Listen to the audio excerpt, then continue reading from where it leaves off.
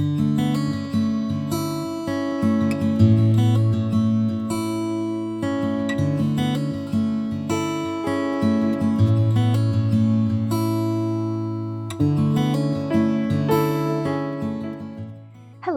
I'm Jennifer Andrews.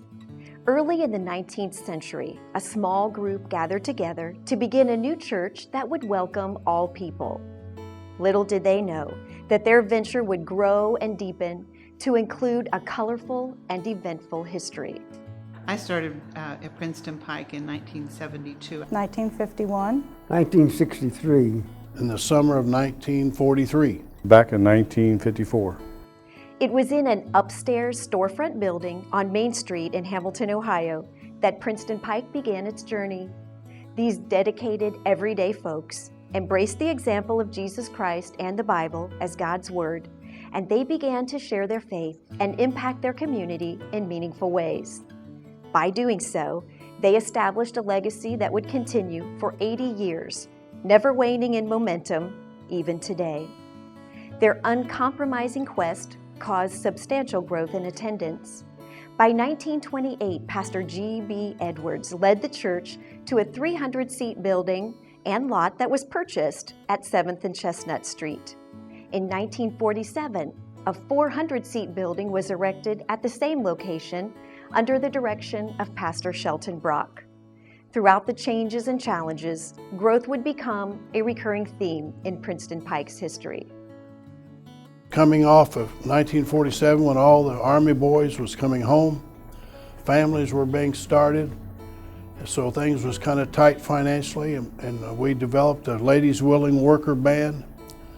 And for 3 years, the ladies making chicken dinners and sending them all over town, made the mortgage payment for that $81,000 construction loan to build that church. As I can remember, of course, the pastors, as a small child, Bible school, vacation Bible school, Sunday school teachers, Marie Flynn. I remember what a wonderful teacher she was, and back then you were transferred every year, graduated every year to the next class, and I didn't want to change because she was such a good teacher. In 1960, Pastor E.O. Byington expanded his vision to grow by purchasing 13 acres of land at 2470 Princeton Road. A 600-seat sanctuary and new church building were erected and dedicated in 1966.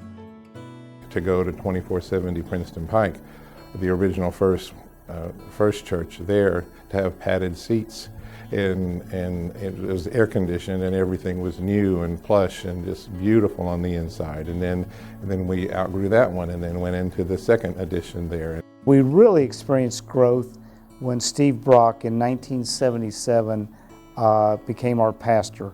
He built a gymnasium, a youth center, and that really started attracting a lot of young people, and our youth started growing.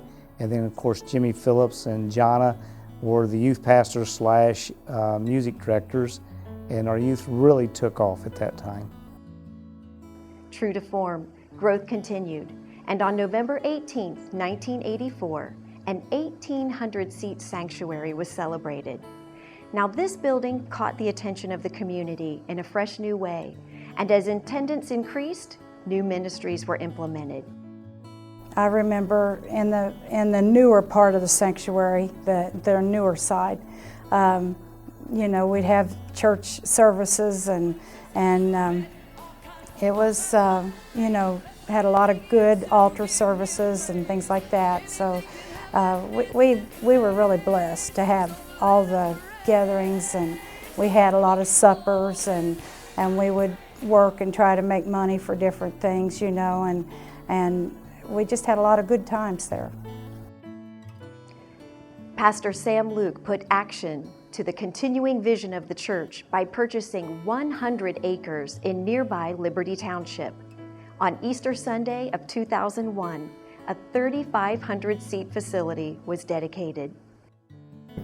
To think of where we came from to what we had that particular Sunday, and to come into the foyer and the hallways and the space and the beautiful sanctuary in the colors. It was the baptistry, the choir, everything was just so breathtaking. It was really beautiful. And then, God was in that transition, and we brought God from the other church to this church, and we just moved forward. In 2004, a new leader was welcomed. Pastor Clardy's vision would prove to be the bridge that would connect the past with the future. The depth of spiritual growth and the increasing attendance that the church experienced during this time demanded creativity, commitment, and faith to meet the needs. I think having Brother Clardy here at this time is wonderful. And I know he's young enough to relate to all you young people, and he's good enough to relate to us old ones, and he's just a fabulous leader, he and his wife. I think we're very, very, very blessed with our present leadership and our staff, and they all have I think, a vision for ministry and to serve people, to love people. I'm especially impressed with the pastor and his wife when they go around on Sunday morning and they take a section and will show individual attention and love to people that might not be able to talk to him or shake his hand, just have some comment. I think that's so special.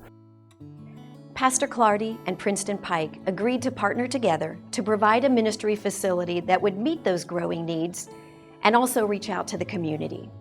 The plans included a commercial kitchen and fellowship hall, a student ministry center with cafe and game room, a full-size gymnasium, an interactive children's chapel, and 20 modern classrooms. In September of 2008, the 51,000 square foot facility was dedicated and named the Community Ministry Center. Pastor Clardy's vision continues to develop that original vision of the small, simple early church by meeting needs and healing hurts, making ministry their mission and people their purpose.